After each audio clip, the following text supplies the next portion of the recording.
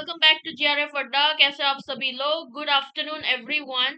GRF अड्डा की application में आप लोगों को हर रोज फ्री टेस्ट जो है वो प्रोवाइड किया जा रहा है। फ्री पीडीएफ, चाहे वो पेपर 1 को लेकर हो चाहे वो पेपर 2 को लेकर हो, ठीक है। और उसके साथ साथ आप लोगों को हर संडे मॉक टेस्ट जो है वो भी दिए जा रहा है। उसके साथ साथ हर 15 दिन में एक फ्री काउंसलिंग सेशंस आप लोगों के लिए जो है प्रोवाइड किया जा रहा है। और इस सारे फायदे को उठाना चाहते हो तो आप लोग जो है जीआरएफ अड्डा एप्लीकेशन को डाउनलोड करिए प्ले स्टोर में जाकर, और ये सारे जो फ्री जो चीजें दिए जा रहे हैं ना उसको उसका जो भरपूर फायदा जो है आप लोग उठा सकते हो। और फ्री काउंसलिंग सेशन जो है, पहला फ्री काउंसलिंग सेशन आपका 27 अप्रैल 2 PM में होगा, ठीक है। आप कनेक्ट कर सकते हो मेरे साथ, बात कर सकते हो। आपके कोई क्वेरी हो, कोई स्ट्रेटजी पूछना चाहते हो, कुछ भी आपके प्रिपरेशन से रिगार्डिंग जो क्वेश्चंस है ना वो पुट अप करके आप पूछ सकते हो काउंसलिंग सेशंस पे।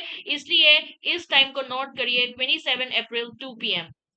उसी के साथ साथ अगर for the very first time आप आ रहे हो मेरी क्लास में, तो मेरा नाम शीतल है और मैं आपके पॉलिटिकल साइंस के एजुकेटर हूँ। ये मेरा क्वालिफिकेशंस है। और जैसे कि आप सभी लोगों को इतने दिन से पता होगा, और ये मतलब जल्दी से जल्दी खत्म होने वाला चीज है, और इसलिए क्या पता आज लास्ट डे, ये फायदा जो उठाना चाहिए आप लोगों को। 30% ऑफ चल रहा है जीआरएफ अड्डा के प्रीमियम कोर्सेज में। और यहाँ पर सिर्फ 60 डेज जो है रह गया है आपके प्रिपरेशन में, आपके एग्जाम्स होने में। और अगर आप सभी लोगों को ये जो 0.8% है ना इनके अंदर आना चाहते हो, तो जीआरएफ अड्डा की प्रीमियम कोर्स में एनरोल कर लीजिए, और 30% ऑफ का फायदा भी यूज करके जो है एनरोल कर सकते हैं अभी। और प्रीमियम कोर्स में क्या क्या रहता है, आपके कंप्लीट लाइव क्लास, ठीक है, रिकॉर्डेड भी नहीं, लाइव क्लास। आपका डेली जितने भी क्लास होता है उसके रिलेटेड क्विजेस, आपका PDF, interview guidance program, handbook, complete video course, doubt clearing sessions के साथ, 10 साल के complete PYQ details video solutions के साथ, और 10 full length mock test along with complete study planner. ये है पूरा आपका जो प्रीमियम कोर्स में जो आपके साथ दिए जाता है। पेपर 1 और पेपर 2 पॉलिटिकल साइंस को लेकर बोल रही हूँ। जिस बच्चे ने भी पेपर 2 पॉलिटिकल साइंस सिर्फ लेना चाहते हो उसकी तैयारी के लिए, तो वो बिल्कुल कर सकते हैं, और मैं आपके पॉलिटिकल साइंस पढ़ाऊंगी, ठीक है। और अभी हाल फिलहाल में यूनिट नंबर 5 जो है वो शुरू किया है, इंटरनेशनल रिलेशंस। और आप सभी लोगों को अभी भी टाइम है, अभी भी वक्त है, प्रिपरेशन को जो है ना वो बिल्कुल चेंज कर सकता है, और उसमें मतलब आपके जर्नी जो है ना बिल्कुल बदला जा सकता है आपके इन पॉइंट ऑफ टाइम में, यानी कि 60 डेज पे, ठीक है। तो जीआरएफ अड्डा प्रीमियम को एनरोल कर दीजिएगा। तो आज का जो क्लास है वो आपको स्ट्रेटेजी बताने वाली हूँ, यानी कि स्ट्रेटेजी समझ लो, या फिर आपका जो तरीका होता है ना कि what we can do in this 60 days time period, how we can crack our JRF, या how we can crack our NET during this 60 days preparation. ये पॉलिटिकल साइंस को किस तरीके से हमें पढ़ना चाहिए, किस स्टडी से हम किस तरीके से जो हम अपने स्टडी को जो है लेकर चल सकते हैं, इसके बारे में जो मैं डिस्कस करूंगी। सबसे पहले तो ना अपना स्टडी प्लान जो है वो बनाइए, ठीक है।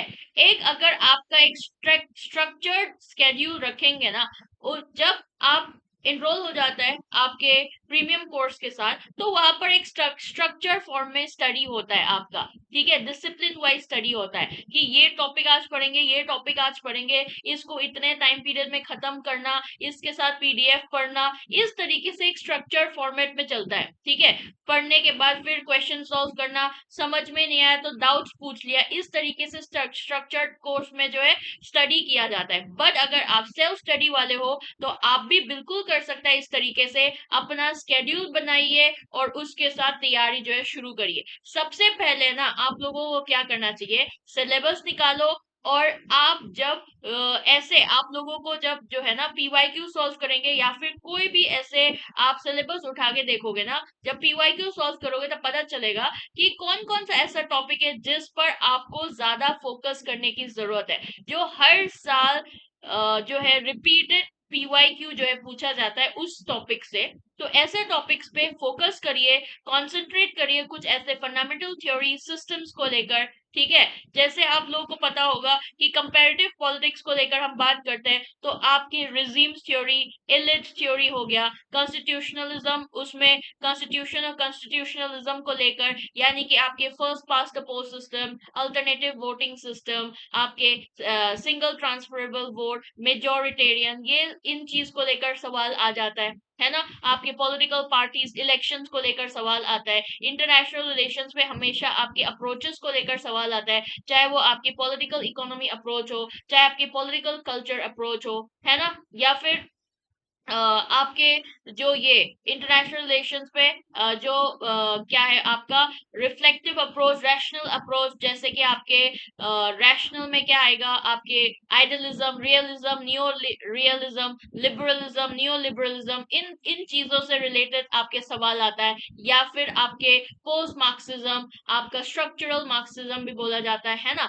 या फिर आपका कंस्ट्रक्टिविज्म, सोशल कंस्ट्रक्टिविज्म, आपके फेमिनिज्म इन आईआर, है ना। इन सारे टॉपिक पे बेस्ड आपका क्वेश्चन जो है आता है। जैसे कि आपको जो है इन चीजों के ऊपर, जैसे आपके एडमिनिस्ट्रेटिव थ्योरीज हो गया, पब्लिक एडमिनिस्ट्रेशन में कह लो तो मोटिवेशन थ्योरी हो गया, आपके उन चीजों के ऊपर ज्यादा फोकस जो है करना चाहिए, क्योंकि हर साल जो है ना इनसे रिपीटेड सवाल जो है आता है। जैसे वेस्टर्न थॉट को कंसिडर करें तो वेस्टर्न थॉट में आप लोगों को जैसे हॉब्स, लॉक, रूसो हो गया, आपका प्लेटो, एरिस्टोटल हो गया, मैकियावेली हो गया, है ना, तो मार्क्स हो गया, ग्राम्सकी, इन सब चीजों पे फोकस करो। माओ का हमेशा एक क्वेश्चन आता ही आता है हर साल। या फिर इंडियन पॉलिटिकल थॉट को लेकर अगर देखते हैं, नेहरू, अंबेडकर, गांधी, राम मनोहर लोहिया, जेपी, है ना, इन सारे चीजों के ऊपर थोड़ा सा एक्स्ट्रा ध्यान दो, तो उसी हिसाब से आपका प्रिपरेशन जो है शुरू किया जा सकता है।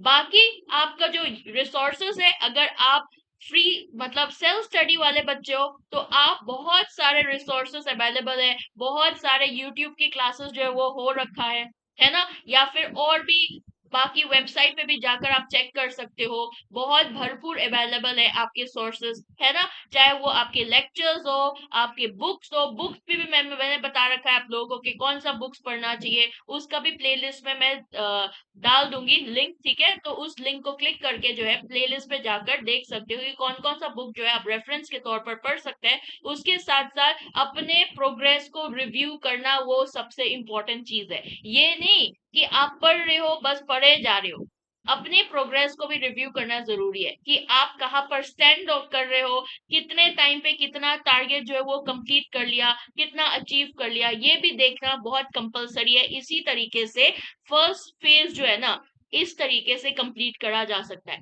फिर आपका जो है सबसे पहले, जैसे कि मैंने आपको बताया अभी, सिलेबस को डाउनलोड करिए, उसमें अपने की टॉपिक्स जो है ना उसको हाईलाइट करो कि कौन कौन सा टॉपिक, जैसे कि मैंने अभी इतने सारे टॉपिक्स बता दिया जो रिपीटेडली पूछा जाता है, उन सभी को हाईलाइट करके उसको अपने वीकली टारगेट बना के सेट करो, उसको सिलेबस को डिवाइड करिए और फिर पढ़ना शुरू करिए, ठीक है।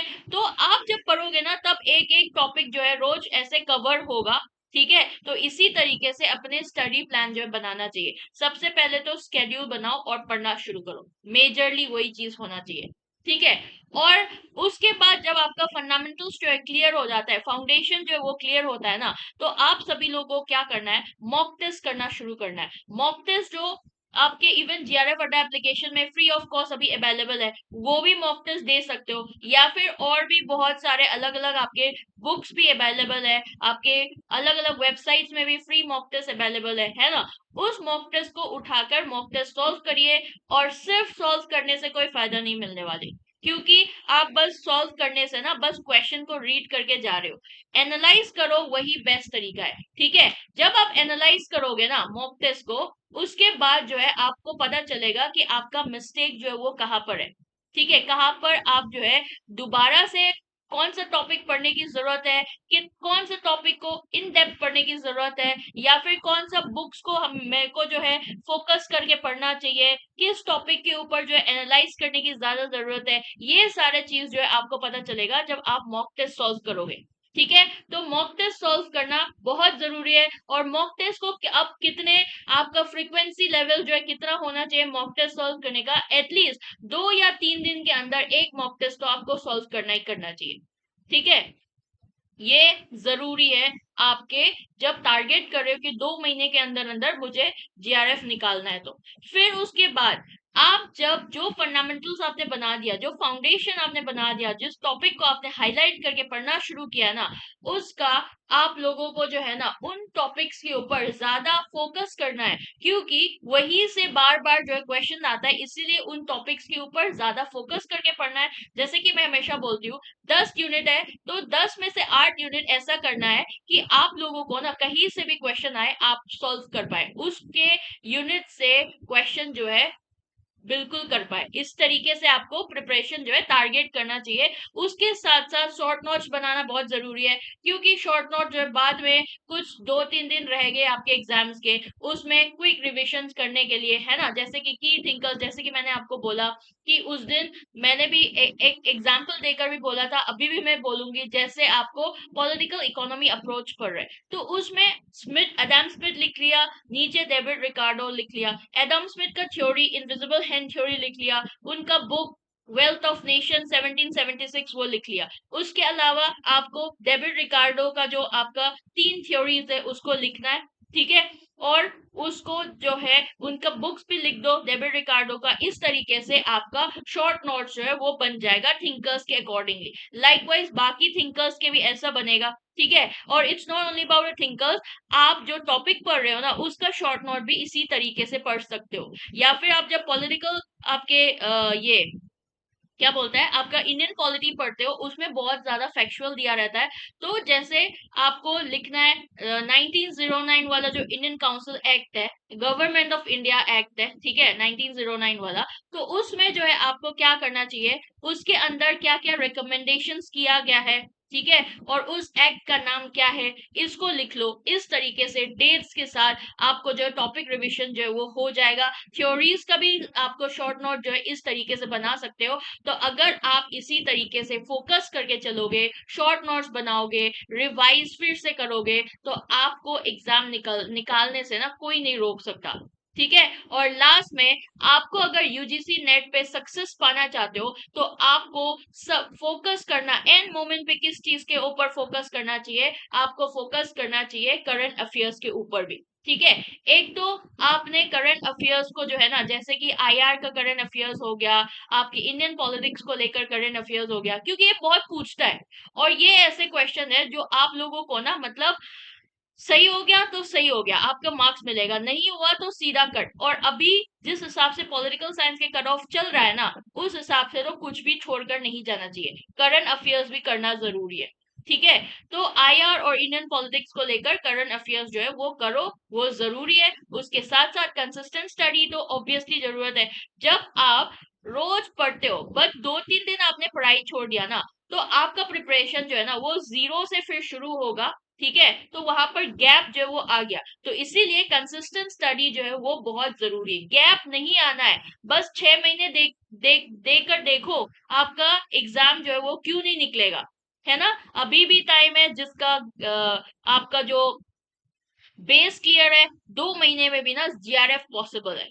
ठीक है, ग्रुप डिस्कशंस बहुत जरूरी है। जब मैंने प्रिपरेशन करना शुरू किया था, हमारे ग्रुप्स हुआ करते थे आपके टेलीग्राम चैनल पे, वहां पर डिस्कशंस होते थे। कोई भी टॉपिक्स ऐसा भेज दिया कि ये एक्सप्लेन कर दो, तो वहां पर जो है कोई भी बच्चे जो है एक दूसरे के साथ डिस्कशंस करते थे, ऐसा होना चाहिए वैसा होना चाहिए। तो जब ग्रुप डिस्कशन करते हैं ना, हम सोचते हैं अपने नॉलेज जो है ना हम दूसरों को बांट रहे हैं। ठीक है, बट दूसरे एंड पे हमें नहीं पता चलता कि वो बांटने से हमें कितना मदद मिलता है। तो इसीलिए group discussion is very important thing, और उसके साथ साथ पेपर वन में फोकस करना बिल्कुल नहीं छोड़ना, क्योंकि पेपर वन की वजह से ना हम लोगों को जो है बिल्कुल आपके पेपर वन की वजह से क्या होता है,